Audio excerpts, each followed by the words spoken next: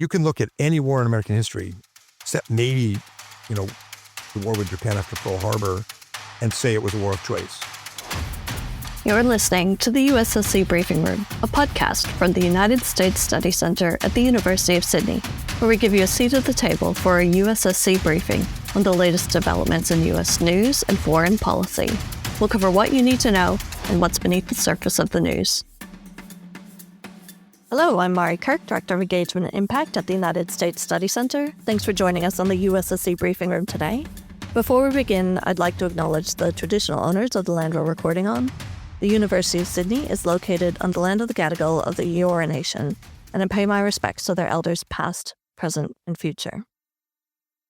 On the morning of the 28th of February, the United States and Israel began a series of strikes on Iran, killing Iran's supreme leader Ayatollah Khamenei and many of his top leaders. The strikes were more widespread than any military action the United States has taken under President Trump so far, and Iran swiftly retaliated, with strikes that have hit at least 11 countries in the Middle East so far.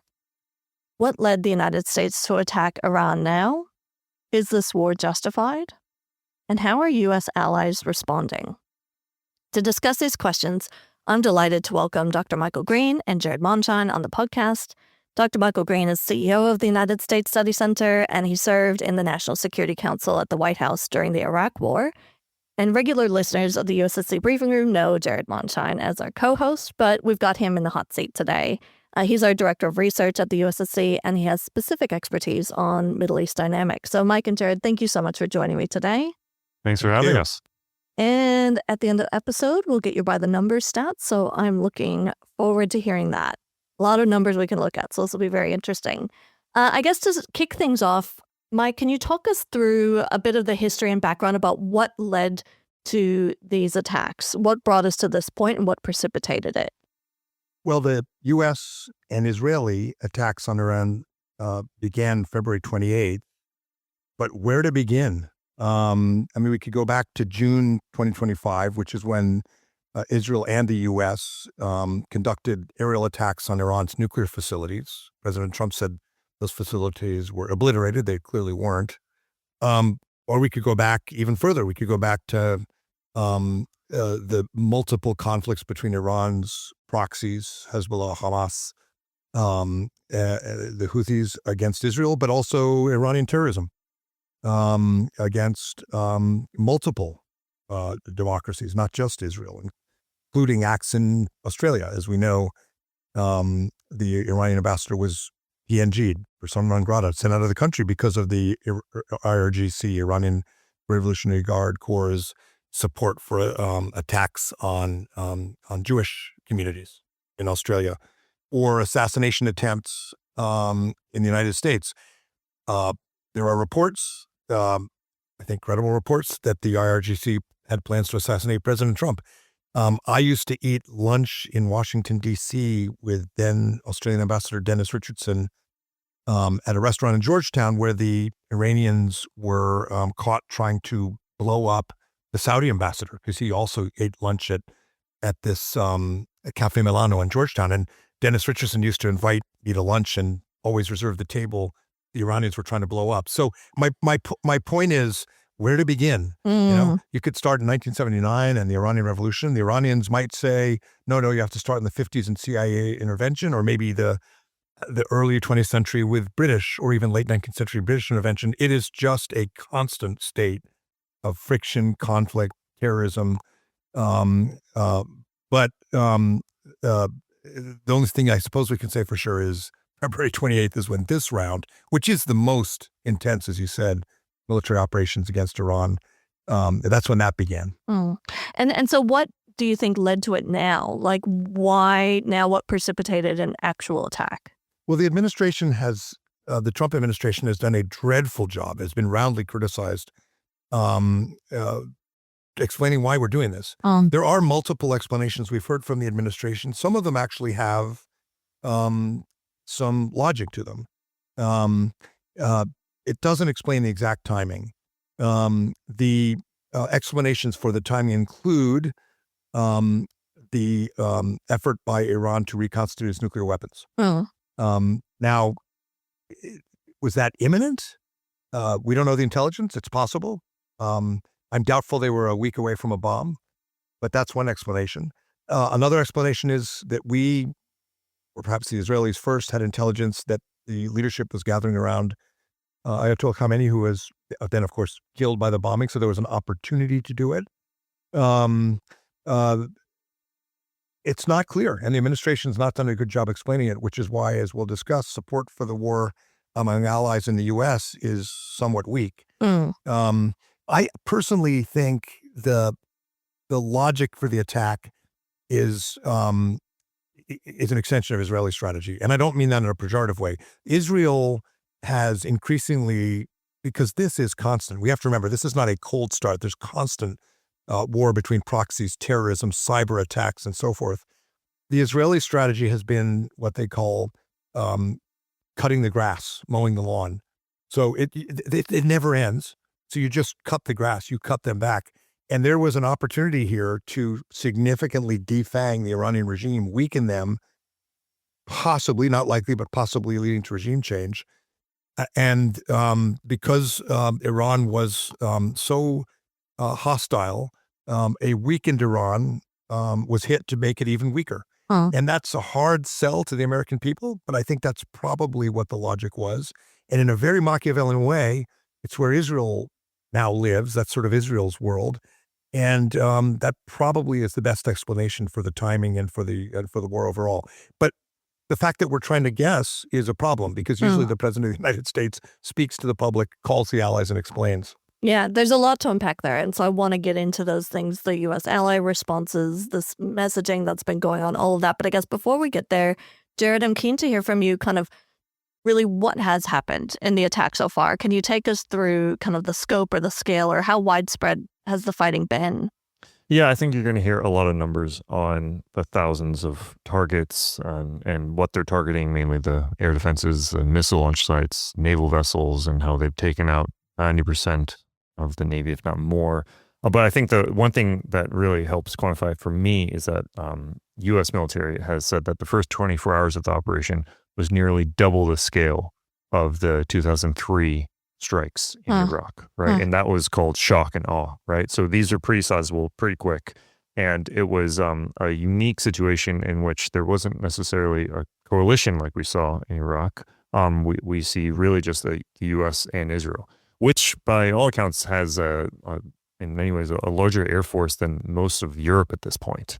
And it's almost like a peer country in terms of what they're doing there. And where the casualty numbers are all over the place, but for the most part, we're seeing estimates of around 1,200 in Iran have been killed, 120 in Lebanon, Iranian strikes across the region, including, I mean, in many ways, the list that where it hasn't sent projectiles of some sort is shorter than the one where they have, but the list includes Jordan, Iraq, Kuwait, Lebanon, Oman, Bahrain, Saudi Arabia, UAE, Qatar. It really is pretty sizable, and more. And what we're seeing thus far on the U.S. side is about 6 U.S. service members have been killed. But I think more than anything else, we're seeing the U.S. military in the most acute level of combat we've seen in a generation. And and there's good, bad, and ugly about that, right? We're seeing the U.S. Technological supremacy in many ways over the and qualitative supremacy over what Iran and its proxies can offer. But we're also seeing the limits in some ways, and increasing concerns about stockpiles of being able to defend against an asymmetrical adversary. And then we're seeing all sorts of allies all over the map on how they're responding to this. And I mean, you started listing a number of the countries that Iran has, struck and hit in their retaliatory strikes. That's been one of the things that has really surprised me, is how many countries they have attacked. Why do you think they've gone for this widespread attacking so many of their neighbors around the region in their retaliatory strikes? I think they telegraphed that they were going to do this. They've said time and time again that they're in this for the long haul, and they want to increase the costs on the U.S. allies and partners. What they perhaps did not foresee was how much this would unite U.S. allies and partners, because at the outset, let's not forget that the U.K., for example, said that they were not going to support the U.S. on this. But then we see that the Iranians targeted some UK airbase in Cyprus, and also targeted a number of Gulf countries, and all of a sudden France, the UK, Greece, others have come and said, actually, we want to defend this, as do a lot of the Gulf, because they're getting attacked. And so, as much as the Iranians are increasing costs, they are also increasing the alignment against them. I think there's a big difference between those who are willing to go on an offensive operation against Iran, and that was limited to the U.S. and Israel, and those who are willing to defend against Iranian attacks, and that is a far longer number of countries. And we've talked a little bit about comparing this with the Iraq War. So, Mike, I have to say, when I first heard about the strikes last Saturday, I was remembering back to 2003 and kind of what it was like around the announcement of war, and just thinking this feels so different. And you were in the White House when the Iraq War happened, and the big thing around that was that this was a preemptive strike, and that was the term used around that. And I was just wondering, was this a preemptive war like the war with Iraq, or how is it different from what we saw 23 years ago? Oh, gosh, it's different in a lot of ways. I mean, obviously, U.S. had been attacked on 9/11. The intelligence was wrong. It wasn't made up, as some people on the far left and far right argue. It was wrong. But the concern was that Iraq, after this had been hit so devastatingly, was sponsoring or supporting the development of weapons of mass destruction that would mean the next attack on the U.S. would be truly catastrophic. And there were reasons to believe that, given Iraq's own history of using chemical weapons and so forth. Turned out to be wrong. The intelligence wasn't wrong. It was just analyzed wrong, because the U.S. and the allies were picking up intercepts of Iraqi generals, for example, when the fighting started, saying Saddam Hussein released the chemical and biological and weapons of mass destruction. We're under attack.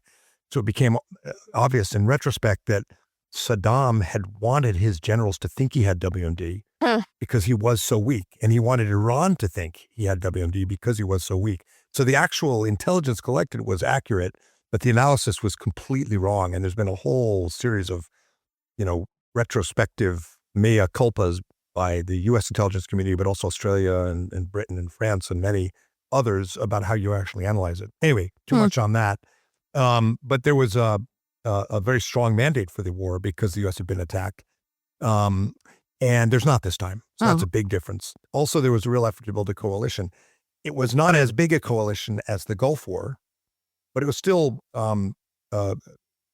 pretty considerable, and included almost all the close key U.S. allies. This time, it's really just Israel. On that one, the Bush administration wanted Israel to stay out because in the Iraq War, there was worry that Israel would turn it into a broader Middle East war that was not about defending the U.S. homeland from weapons of mass destruction. So lots and lots of differences. Similarities? We don't know what the war aims are this time, but in Iraq, there was an incredible demonstration of American military power. It took a few days to knock out Saddam's army. This time, the U.S. military and the Israeli military are just incredibly effective. The numbers you hear are that 85% of Iran's missiles have been taken out. The air defense is completely gone. Like the U.S. and Israeli aircraft can fly almost with impunity. So again, same thing in 2003. Incredibly effective military operation from the air and in that case from the ground. But facile, overly optimistic assumptions about what came next. Colin Powell, when Secretary of State, had what he called the Pottery Barn rule in the Pottery Barn stores in the U.S. and I guess in Australia they have them. If you break something, you have to buy it. So Powell kept saying before the Iraq War, if we break it, we got to own it. But Secretary of Defense Rumsfeld in the Pentagon said that's the State Department's problem. We just break things, and they did. They broke the Iraqi army, and then did not plan for the chaos that ensued. Oh. That is that different from this time? Well, it seems that in the current 2026 Iran conflict, there's almost zero interest in U.S. boots on the ground or Israeli boots on the ground. There appears to be an effort by the CIA to arm the Kurds to have a domestic insurgency. That can break Iran apart maybe, but it doesn't constitute a new government in Tehran.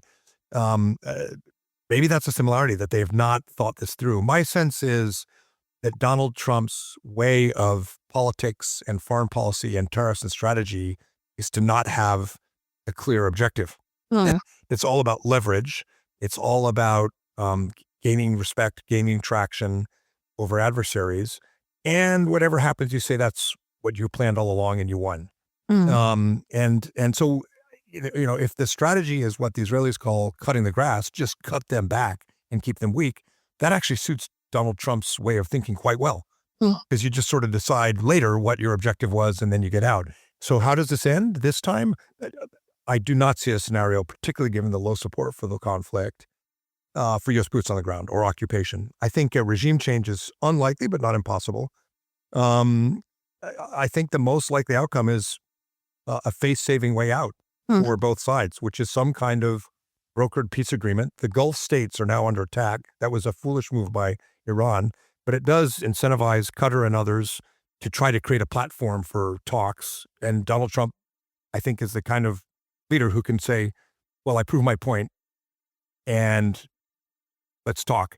And I could see the Iranians, because they're so weak and so vulnerable, saying, well, we killed some Israelis and Americans, so we've had our revenge, let's talk. If I had to bet money, I'd say that's where we'll be in a week or two. Can't be sure, but I think the incentives are that. And because neither side has an end game, what's Iran's end game? The destruction of Israel. That's not going to happen unless they get the bomb, which is not going to happen. So I think both of them, despite the brutality and the ferocity of the fighting, will have reasons to try to find some kind of talks. Will the talks have significance? Probably not. It's mainly just an off-ramp. I mean, and so interesting to think about all these different aspects. So you mentioned boots on the ground, unlikely, but President Trump has not ruled out boots on the ground, which is something that's surprising. And Jared, you wrote a great op-ed on this week that was published through The Conversation.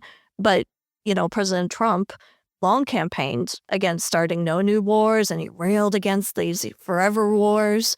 And now he's saying this war will go for at least, weeks. And he's not ruling out boots on the ground. So what has changed from, campaign Trump to now, where he's considering boots on the ground and he's in this conflict with Iran without this clear exit strategy? Unlike so many of his actions so far, whether it's Venezuela or the bombing last year, there are these swift, sharp attacks. And then this is very different. So what's changed? Well, I think we should clarify in terms, speaking of changes, what time it is. It is Friday, March 6th at 3:30, because by the time this is out, a lot could change. Yes.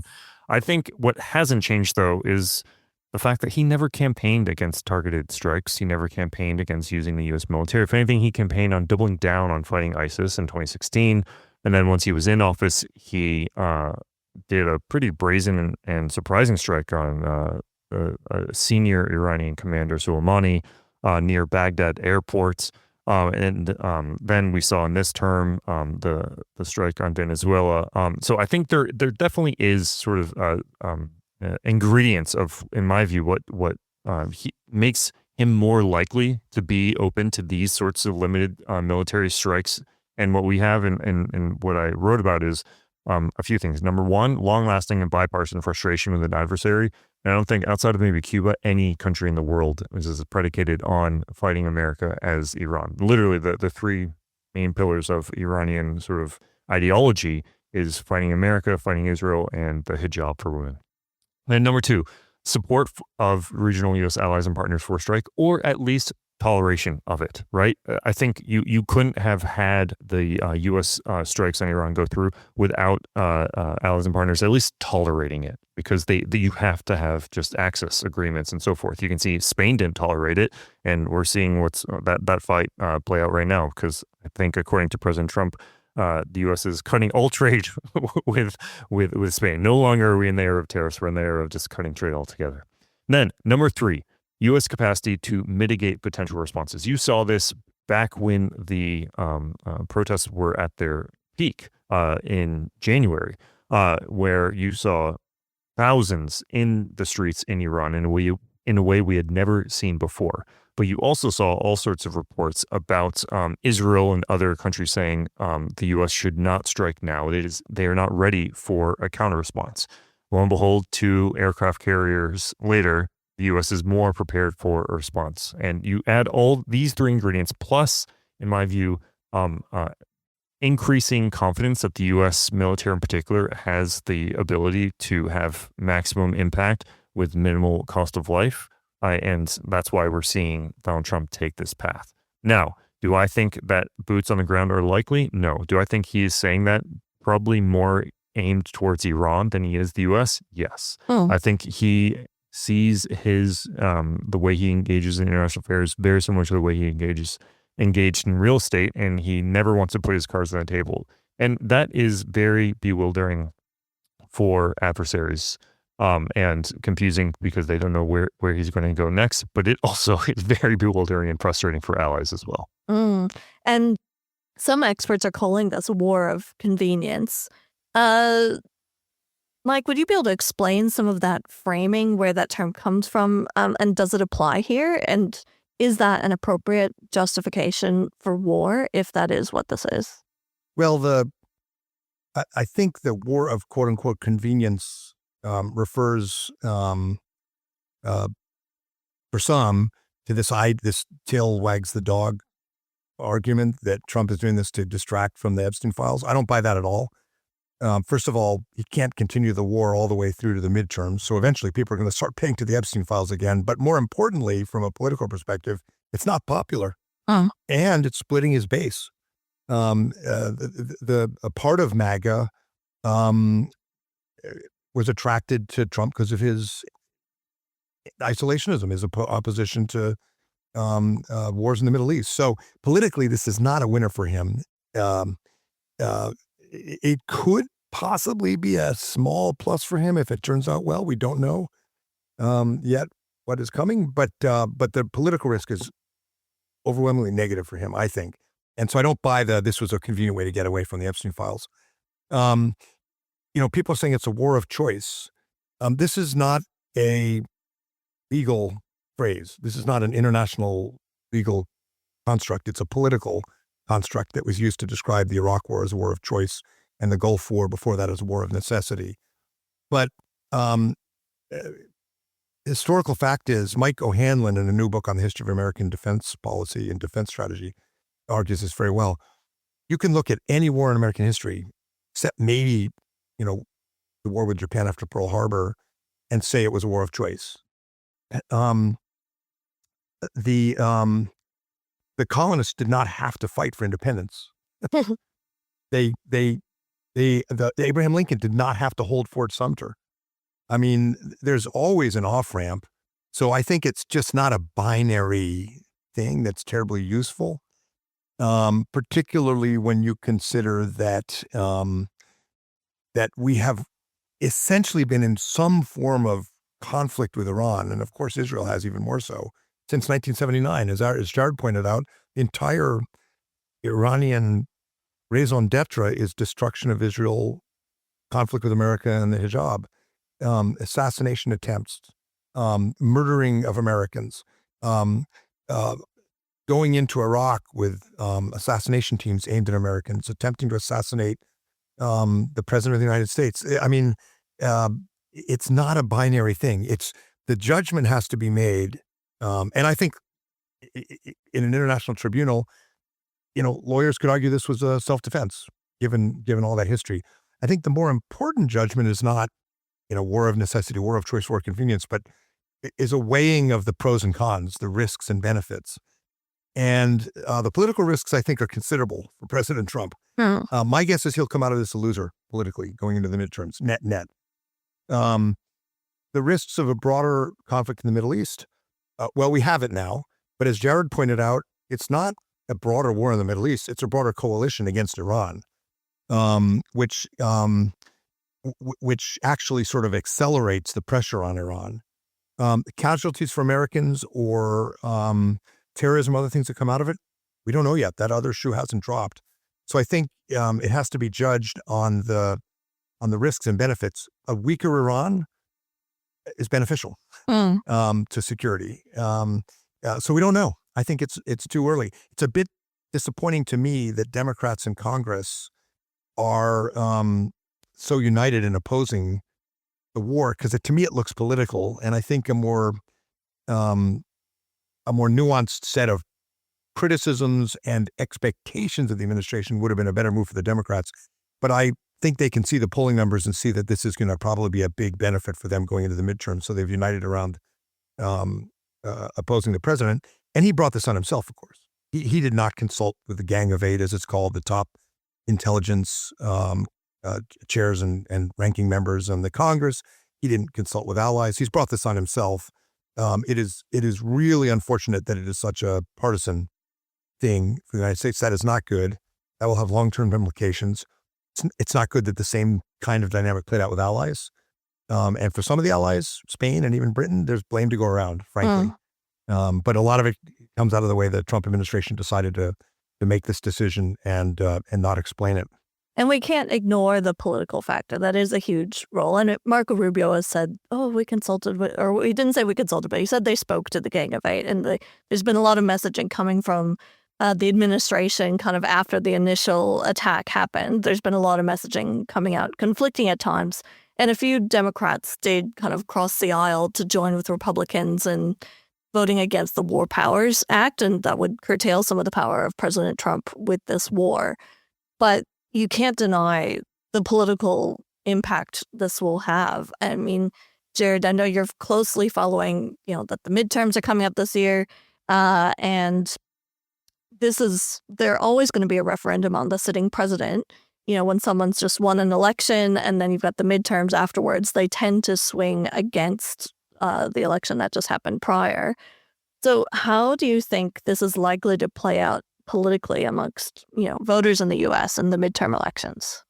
Yeah, I think there's a big difference in how this could play out in Iran, as Mike said, and how it could play out domestically in the U.S. And on the whole, outside of the Gulf War that George H.W.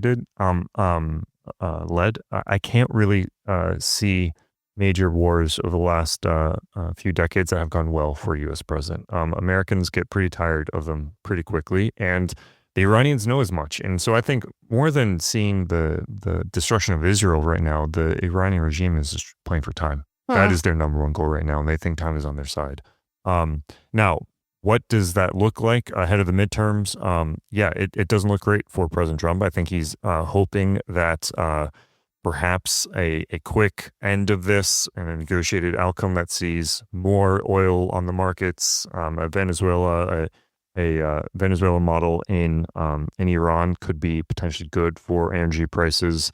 But yeah, at the same time, he has to come up against the reality that he can't sound like he wants that too eagerly, because then he'll think it looks weak for the Iranians. So we're stuck getting these mixed messages. And only compounding this is the fact that, as was been said, this does not go over well with much of the MAGA base.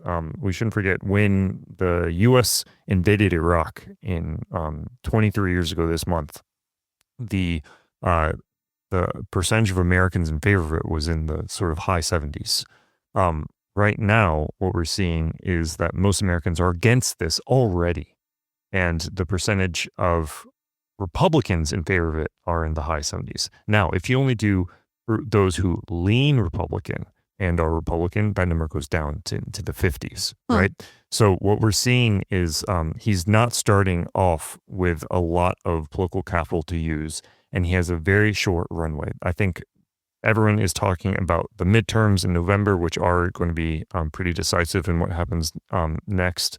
on a number of different issues. But even before then, I have to wonder what happens in the next few months as the GOP primaries start to finish up, because that is where Donald Trump is most dangerous to Republicans. He obviously does not have any allegiance from Democrats, but Republicans are by and large most afraid of him for primaries. And a lot of them are occurring as we speak. And in 2-3 months from now, most of them will have taken place. And as soon as those are over, and let's say some of those who were maybe pulling their punches on Donald Trump before, they may be a bit more willing to speak out, especially on something that they think is existential for their November election. Well,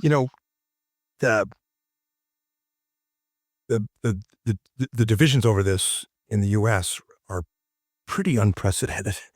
I was just trying to think, when has the American public been more divided going into a war? Because usually you have the rally around the flag effect, and the public's with the president.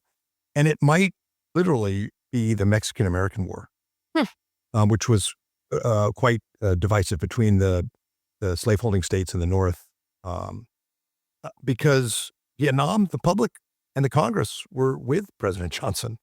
The Gulf War, Iraq, Afghanistan, Korean War, you name it. The president of the United States, eventually, in some of these wars, they lost the public, they lost the Congress. But at the outset, they endeavored to get on board a majority of the Congress. And President Trump did not do that. His whole style of politics is sort of dividing and taking advantage of that.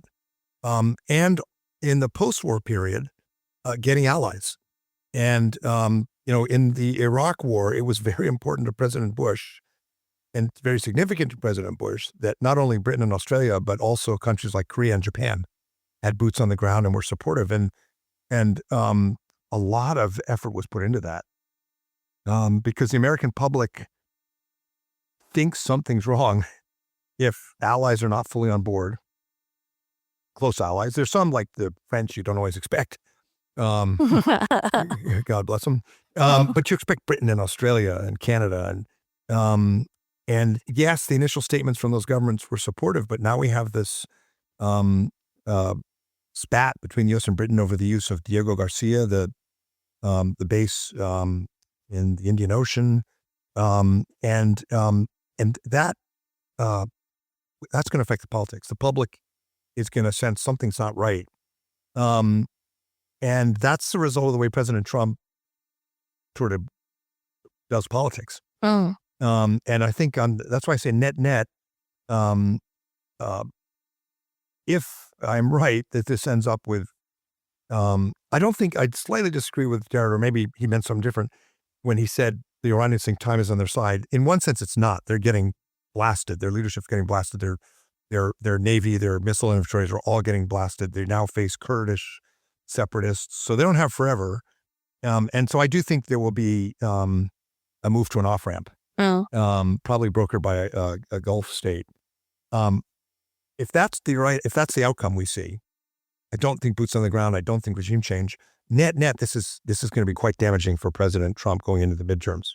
I want to talk a little bit more about the allies because we've mentioned a number of the kind of different responses we've seen. We've mentioned Spain and Britain and France, but interestingly, Canadian Prime Minister Mark Carney is visiting Australia at the moment, and Australia and Canada in their initial statements were not saying, okay, we're all in on this war with Iran, but broadly supportive statements coming from both countries around what's happening.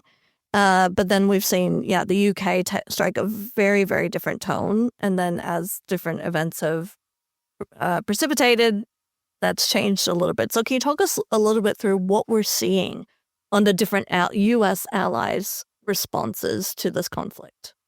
I'd love to hear from both of you on this. I might go to Jared first and then let Mike have the final word on it. Yeah, I think similar, I always say that in many ways, Xi Jinping is the gift that keeps on giving to U.S. allies and partners in Asia. Iran is the gift that keeps on giving to many of the U.S. allies and partners in the Middle East. And they really outdid themselves, as Mike said, that error of striking them in the early days of this. The fact that that basically gave them license, these allies and partners, to respond. And we've seen them respond quite well. We've seen Jordanian air defenses intercept drones heading to Oman. We've seen Bahrain's air defense forces shoot down drones heading towards their capital. Saudi Arabia is using Patriot missiles. A lot of them using U.S. kit to fight off Iranian strikes. And I don't think this is something I've been writing and talking about for a while, but people don't appreciate just how long this has been coming. This is something that David Petraeus was working on, 20 years ago, in building up this allies and partners centric mentality to the region that may not be helpful in an offensive situation. I don't think that they necessarily they did any strikes on Iran in joining the Americans and Israelis, but they did find a way, as we saw back in June of last year as well, to find a defensive sort of alignment that could deter and mitigate Iranian attacks, because Iran has, as we've said, really alienated everyone at this point. They have their atrocities, and their proxy militias have truly done damage to practically every country in the Middle East in one way or another. Wow. So I think, again, it's the allies and partners are working more in tandem with each other than ever, thanks to Iran's behavior. So let's look at the Gulf states that are U.S. allies. There's been a lot of unity happening. I guess, Mike, what about the NATO allies, or what are we seeing with the Europeans? Is that similar or different, as we kind of address? Mark Carney's in Australia as we speak, calling on middle powers to use diplomacy and trade agreements to counter the U.S. and China. I think it's a fair guess that none of the Gulf states are saying that's a good idea. This sort of middle power theory doesn't make sense when Iran's firing missiles at you. So I think Jared's right on that. I think you're going to see much tighter defense and security cooperation between the Gulf states, U.S. and Israel. I mean, Iran has created the beginnings of a coalition it didn't want. Can I just add quickly, we shouldn't forget, in the Gulf War, as you said, the U.S. didn't want Israel involved in the first Gulf War under George H.W. Bush. But there was actually Israeli kit used in that first Gulf War. They literally have to shave off the Star of David signs on it, and just tells you that this is sort of latent and always there, but for political reasons, they couldn't actually activate it. Yeah. Now they're activating it. Huh. But it's not it's not an obstacle to the Gulf states defending themselves by doing more with the U.S. Frankly, I just transition to Europe. I'm not sure that countries like Qatar or the Saudis are going to look to Britain as an ally after this. Huh. I think Britain has hurt itself in that region. In NATO, there's going to have to be some repair work. This has not been good. I think we will repair the alliance. I don't think NATO is going to fall apart. In the Vietnam War, Lyndon Baines Johnson was desperate for the British to send troops. Australia and New Zealand did, of course. But he was desperate to get the British because the American people expected that. And in a famous episode, he said, just send the pipe band of the Black Watch. You know, everyone knows them. And so Britain wasn't with us. And there have been other points of friction. This is a bad one, though. And there's going to have to be some repair work with a special relationship. And I think there's blame to go around. I don't think Starmer handled this well. And I think President Trump set it up so it made it hard for him to handle it well. And so if you're Vladimir Putin, you think, oh, that's good. There's friction in NATO. There's distrust. On the other hand, if you're Vladimir Putin, you think my allies and proxies other than China are all getting beaten down. Syria, now Iran. I think Asian allies are going to be, by whom, of course, I mean Japan, Australia, Korea, are going to be hoping for a quick resolution. Would never say this publicly, but a significantly weakened Iran would be good, because then the pivot to Asia can happen. They have to worry about the impact of a conflict with a Muslim nation yet again in Southeast Asia or in domestic politics in Australia. I think that's a factor for Starmer. But on the whole, I think that the Japanese government, Korea, Taiwan, and I think Australia, at least within Canberra, are going to want the U.S. to be successful for it to be over as quickly as possible, to send the signal to China and to North Korea that not only does the U.S. have strong military power, but it has staying power. It's not distracted from Asia. And I think they're going to want to signal that the Asian allies are sticking with the U.S. They're in a different position from Europe. So none of these alliances will fall apart.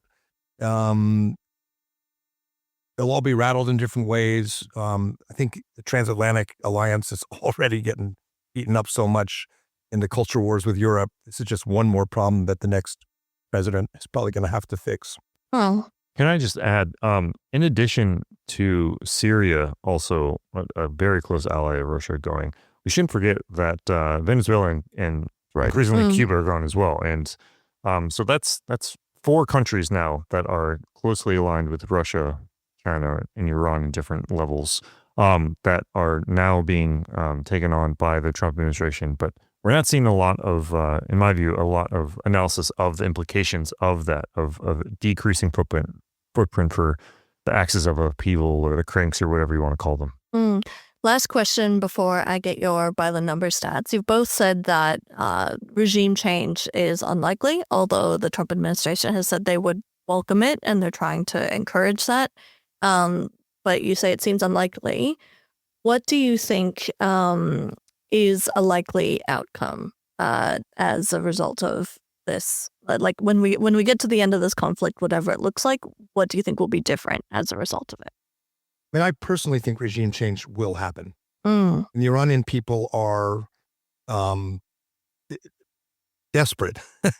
The majority of them desperate for the opportunity to celebrate their culture, for women to celebrate their potential, to connect to the world. There's so many Iranian refugees living in Australia and Canada and the US and Europe who are so hopeful right now.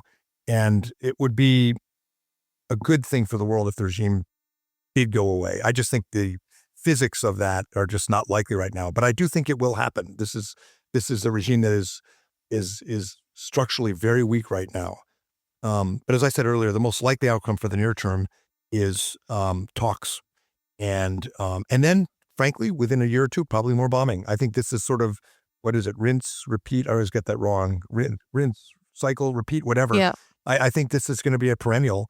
And I suspect that that's Israel's calculation. I think that's now the calculation shaping the administration, that we will probably have to do this again. And then we'll have to do it after that. But each time Iran's going to be weaker.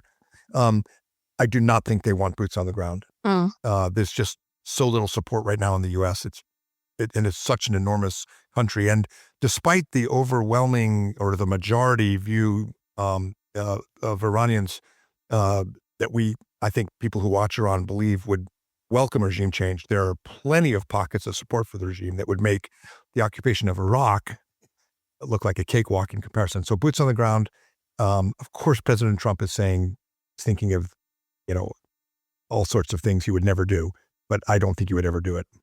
And I couldn't agree more with Mike that I think the regime's days are numbered. We just don't know what that number is. It's unsustainable. You look at any polling, you look at even anecdotally, looking at the protests. So polling, it's hard to do polling in Iran, but still they've done some, and it looks like the regime doesn't have more than 15-20% approval. So that's 80% against it. It's not like there's an undecided. It's 80% against it, 85% against it, 15-20% approve of it. But you look at the protests in the last almost 50 years at this point, since 1979, we've seen the protests expand. First, it was some students. Then it was the reformers. Then it was the women. Then, most recently, it was the basically the people in the economy, bazaars, the basic people trying to just make a living, right? The sources of discontent in Iran are expanding rapidly, and you can't actually lead a normal life there. And that's what they say over and over again in Iran, in Persian. They say, we just want to lead a normal life. Now, does that normal life mean a normal life like here in Australia or in the US? Or is that a normal life like Turkey? Because those are a bit different, right? And what democracy looks like between those two countries. So I think, I fully agree with Mike. we're going to have some talks, and we very well may have more mowing of the lawn. What I would also look at is just if the sort of Kurds do have any sort of separatist movement that gains steam, that could really change the dynamic here, because I think there is a strong case to be made about a patriotic Iran. And if as much as 80 to 85% are against the regime, if Iran starts breaking up, that could change the calculation. And so what I'm concerned about a lot is sectarian violence and what that looks like. Well, very interesting. Thank you guys for taking us through this very complex, complicated topic. And sharing insights on all these different points. I would love to get your by the numbers stats. I might start with you, Jared, and then I'll close with Mike. Sure. I think I'll do two numbers. One, I'll just say not a specific number, but just a figure to watch, and that is crypto. I want to know just how much the Trump administration cracks down on crypto, because that is a lifeline for so many of these countries and the axis of people, including Iran. And there have been some controversial pardons about crypto because we haven't seen, in my view, the elite in Iran fracture in a way that I think you need to see actual regime change. So I'll just say that's one figure to look at. Watch the crypto, watch the Binance. But the other number I'll say is 27,000. That's the number of canceled flights to the Middle East. It's surpassing that just in the last few days. And I think that combined with oil going over $80 a barrel is something that is increasing the political costs on not just the United States, but on U.S. allies and partners. How about you, Mike? What do you have? I actually thought of another number if I can start with it. It just occurred to me, 3703, that was our street address on Curtis Court in Chevy Chase, Maryland, right outside of Washington. 3702, our next door neighbor, was the house of an American diplomat who was taken hostage in Iran in 1979 when I was a kid. And we had yellow ribbons around all the trees in the neighborhood. And we brought them brownies and casseroles for the long duration. And it's worth remembering that the hostility friction is that old with Iran. And then the other number is 0. And 0 is the number of American presidents who've avoided using force in the Middle East since then, since 1979. It's something of a constant. And I think for Australia or allies in Asia, there is no status quo ante. This Iranian regime is predicated, as we've been saying, on constant conflict with the United States and Israel and others. And there is no scenario, you've asked us what's going to happen, there is no scenario where the Iranian side says, let's change our raison d'etre, let's now just be more pliable, like Venezuela. That's not going to happen. So this, unfortunately, friction and conflict and war in the Middle East is a constant. And the challenge or the question for allies in Asia is how do we get to a point where it's low level again, where there can be a focus on the Indo-Pacific, but not in a way where Iran emerges as a major threat. If you look at the overall trend lines, it's quite a pessimistic discussion in some ways, but if you look at the overall trend lines of the past few years, Iran is in a downward trajectory. A few years ago, we would have been talking about, in fact, very famous book by Thomas Wright, about 7 years ago, argued the big challenge for the international community is all of these challengers to American and allied control of the commons. You had the Russians, you had the Chinese, and then you had North Korea and you had Iran. But in the Middle East, the major threat is Iran. And if you sort of step back and look over several years, it's declining rapidly as a threat. So there's a little bit of a positive trend line there.